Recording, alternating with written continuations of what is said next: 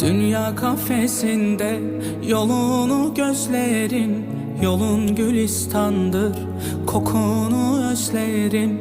Gel ferman eyle, beratım benim. Gel ey gül yüzlüm, gel şirin sözlüm.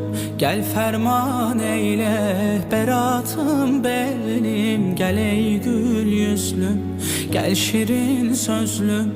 Ey sevgili ben de gelem sana. Kokuşmuş dünyanın yükü üzerimde, pas tutmuş kalbimle, kirli ellerimle. Mahcubum sana, muhtacım hem de.